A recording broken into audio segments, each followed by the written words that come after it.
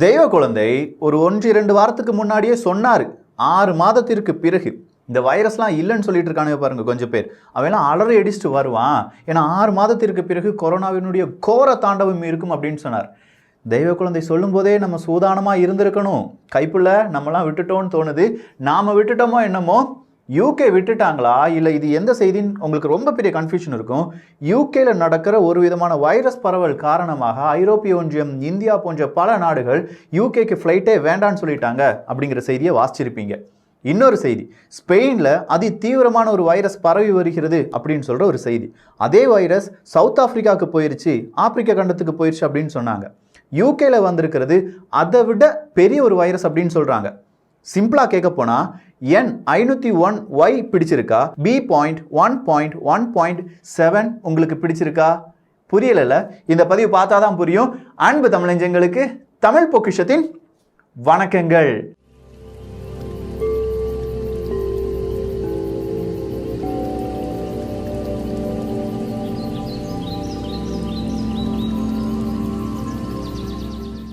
மலேசியாவில் ஒரு சூப்பரான வைரஸ் பரவி வருது அப்படின்னு சொல்லி ஒரு புரளி வந்தது. ஆனால் அந்த மலேசியா வைரஸ் எப்படி இருந்தது அப்படிங்கிறத நம்ம தெளிவாக ஒரு காணொலியில் சொல்லியிருந்தோம். அந்த காணொலியில் RNA வைரஸ் அப்படிங்கிறது எப்படி அதனை தன்னைத்தானே பிரதி எடுத்துக்கொள்கிறது என்பதை தெளிவாக பார்த்தோம். ஸோ இந்த வீடியோ பார்த்து உங்களுக்கு ஏதாவது கன்ஃபியூஷன் இருந்துச்சுன்னா அந்த வீடியோவும் பார்த்து விடுங்கள். அதை பார்த்தால் சுலபமாக உங்களுக்கு புரியும். இந்த கொரோனா வைரஸ் அப்படிங்கிறது DNA வைரஸ் கிடையாது, RNA வைரஸ் தான். அதன் காரணமாக தான் உலகில் மனித வரலாற்றில் முதல் முறையாக mRNA வேக்சின் என்பது தயாரிக்கப்பட்டு அது பல மனிதர்களுக்கும் கொடுக்கப்படுகிறது. ஸோ இந்த RNA வைரஸை கொள்வதற்காக RNA வேக்சின் என்பது எடுக்கப்படுகிறது. சுலபமாக புரிஞ்சுக்கோங்க. DNA வைரஸுக்கும் RNA வைரஸுக்கும் உள்ள வித்தியாசம் என்ன அப்படின்னு கேட்டிங்கன்னா, இந்த வைரஸ் அப்படிங்கிறது அது ஒன்று, அதை மறுபடியும் அப்படியே பிரதி எடுத்து நம்முடைய உடலில் என்னவாக பெரிய பெரிய வளர்ச்சி அடையும். நிறைய வைரஸாக மாறின பிறகு அது கூடுதல் காய்ச்சலாக மாறும். இந்த மாதிரி ஒரு வைரஸ் வேறொரு வைரஸாக பிரதி எடுக்கும் போது DNA வைரஸா இருந்துச்சுன்னா அந்த வைரஸ், அந்த தகப்பன் வைரஸ் இருக்கு பாருங்க, அதுல இருந்து சரியா தான் நம்ம வந்திருக்கோமா அப்படிங்கறத மறுபடியும் அவங்க செக் பண்ணி பார்ப்பாங்க. அந்த வைரஸை செக் பண்ணி பார்க்கும். இது DNA வைரஸ்ல. ஆனா RNA வைரஸ்ல அந்த ஃபெசிலிட்டி கிடையாது. ஸோ இது RNA வைரஸ் என்ன நடக்கும், ஒரு வைரஸ்ல இருந்து இன்னொரு வைரஸ் பிறக்கும் போது நம்ம அப்பை மாதிரி இருக்கோமா இல்ல அம்மா மாதிரி இருக்கோமா அப்படிங்கறதெல்லாம் அவங்க கண்டுக்கிடவே மாட்டாங்க. நான் எப்படி இருந்தாலும் இப்படித்தான் அப்படின்னு சொல்லிடுவாங்க. இதான் மியூட்டேஷன் அப்படின்னு சொல்றாங்க. பொதுவா ஒரு வைரஸ் ஒரு மாதத்தில் 1 புள்ளியிலிருந்து 2 புள்ளி மியூட்டேஷன் நடக்கலாம் அப்படின்னு சொல்றாங்க. இதுவரையிலும் போன ஜனவரியிலிருந்து நம்ம கணக்கிட்டு பார்த்தாலும் இந்த கொரோனா வைரஸ் ஒரு 20 பாயிண்ட் சேஞ்சஸை அடைந்திருப்பதற்கான வாய்ப்புகள் இருப்பதாக சொன்னார்கள். வேற எதுவுமே கிடையாது. இந்த வைரஸ் நம்ம உடம்புல வந்துருச்சு. அந்த வந்த வைரஸ் நம்ம உடம்புல இருக்கிற எதிர்ப்பு சக்தி இல்ல நாம சாப்பிட்ட மருந்தினுடைய எதிர்ப்பு சக்தி காரணமாக அந்த வைரஸால் நிலை நிற்க முடியாது. அதனால உயிர் வாழ முடியாது. ஸோ அது என்ன செய்யணும், மறுபடியும் அதனுடைய சூழ்நிலைக்கு தகுந்தது போல தன்னைத்தானே மாற்றிக்கொள்ளும். இப்படி மாற்றிக்கொள்வது தான் மியூட்டேஷன் அப்படின்னு சொல்றாங்க. ஒரு மாதத்திற்கு 1-2 மியூட்டேஷன் நடக்கலாம். அப்படி பார்த்தால் 20 மியூட்டேஷன் நடந்திருப்பதற்கான வாய்ப்புகள் இருப்பதாக சொல்கிறார்கள். இந்த 20 பாயிண்ட் மியூட்டேஷன் அப்படின்னு சொல்லும்போது ஆயிரக்கணக்கான டிஃபரெண்டான வைரஸ் வந்திருப்பதற்கான வாய்ப்புகள் இருப்பதாக சொல்கிறார்கள். சின்ன மோடிஃபிகேஷன், குறிப்பா இந்த 59வது இடத்துல ஒரு மோடிஃபிகேஷன் நடந்துருச்சு, இல்ல இந்த மாதிரி ஒரு 420வது இடத்துல ஒரு மோடிஃபிகேஷன் நடந்துருச்சு, RNAல இந்த அட்ரஸ்ல ஒரு மோடிஃபிகேஷன் நடந்துருச்சு அப்படின்னா அது ஒரு ஜீனோமா மாத்தி கன்வெர்ட் பண்ணி அது ஒரு ஸ்டடியா வச்சுக்கிடுவாங்க. இப்படி பலவிதமான ஸ்டடி செய்யும் போதுதான் N501Y அப்படிங்கிற வைரஸை பற்றி பலரும் பேச ஆரம்பிக்கிறார்கள். இதே மாதிரி தான் மலேசியால வந்த ஒரு வைரஸுக்கு பெயர் கொடுத்திருந்தார்கள் D614G அப்படின்னு சொல்லி. இந்த D614G அதுக்கு பிறகு வந்த வைரஸ் தான் N501Y அப்படிங்கிற மியூட்டேஷன். இப்போ வந்திருக்கிற மியூட்டேஷன் B.1.1.7 இந்த மியூட்டேஷனுக்கு வந்து நிற்கிறது. யூகேல கிட்டத்தட்ட 60% மனிதர்கள் இந்த வைரஸால் பாதிப்படைந்திருக்கிறார்கள். டிசம்பர் மாதம் 8ஆம் தேதி நார்மலா எவ்வளவு வைரஸ் வந்திருக்கு, எந்தெந்த இடத்துல வைரஸ் வந்திருக்கு அப்படிங்கறத ஒரு சாட் பார்த்துட்டு யூகேல இருக்கிற நிறைய பேர், நிறைய அரசு அதிகாரிகளாக இருக்கும், மருத்துவர்களாக இருப்பார்கள், சயின்டிஸ்டா இருப்பாங்க.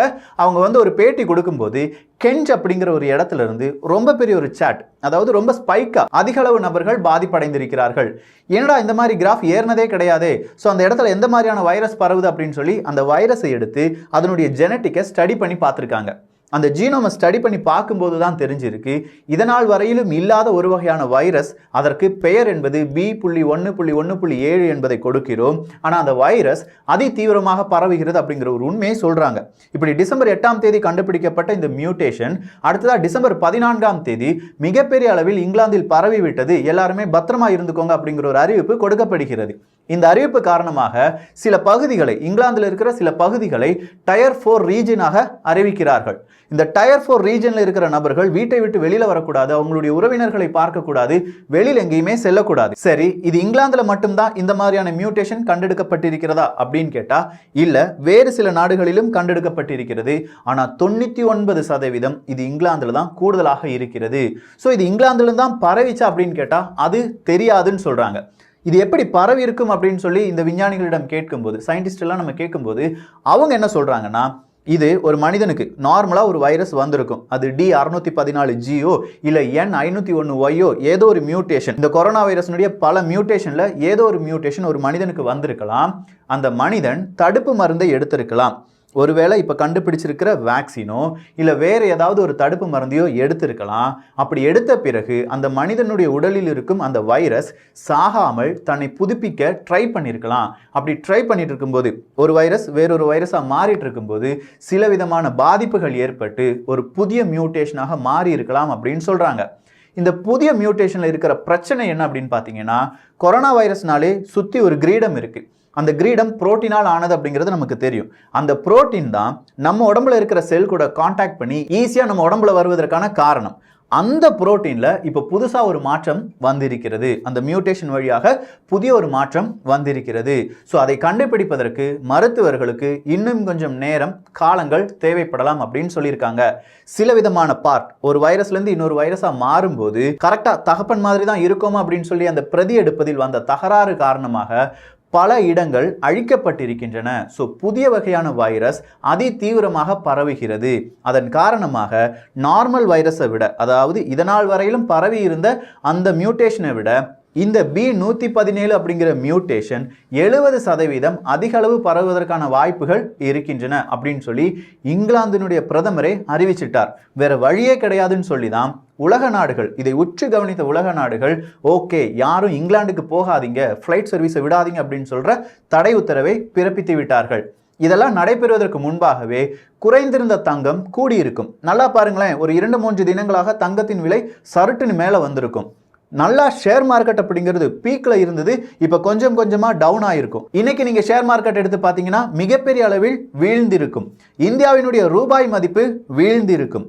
கச்சா எண்ணெயுடைய விலை வீழ்ந்திருக்கும். ஸோ உலகத்துல யூகேல நடக்கிற பிரச்சனை எல்லா இடங்களையும் பாதிக்கிறது என்றால் இது உலக நாடுகளுக்கு மறைமுகமாக கொடுக்கப்படும் ஒரு எச்சரிக்கையாக பார்க்கப்படுகிறது. எல்லா விஞ்ஞானிகளிடமும் இப்போது கேட்கும் ஒரே கேள்வி, எப்பா ஃபைசர் நிறுவனம், ஆஸ்ட்ராசெனிகா இவங்கெல்லாம் மருந்து கண்டுபிடிச்சிட்டாங்க, இவங்க எந்த மியூட்டேஷனுக்கு மருந்து கண்டுபிடிச்சிருக்காங்க அப்படிங்கிறது அவங்களுக்கு மட்டும்தான் தெரியும். யாரும் அந்த மருந்து நிறுவனத்துக்கு மட்டும்தான் தெரியும், நமக்கெல்லாம் தெரியாது. நமக்கெல்லாம் கொரோனாங்கிற ஒரு வைரஸ் தான் தெரியும்.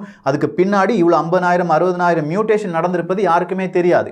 ஸோ அந்த நிறுவனத்திடம் நம்ம ஒரு கேள்வி கேட்கிறோம், இப்போ B.1.1.7 அப்படிங்கிற வைரஸை தடுப்பதற்கான தடுப்பு மருந்தை நீங்கள் தயாரித்து விட்டீர்களா, இல்லை நீங்கள் தயாரித்திருக்கும் இந்த தடுப்பு மருந்து காரணமாக இந்த வைரஸ், இந்த மியூட்டேஷன் ஆகுமா என்று கேட்டால் விஞ்ஞானிகள் சொல்றாங்க, அதெல்லாம் எங்களால் சொல்ல முடியாது, ஊர்ஜிதப்படுத்த முடியாது.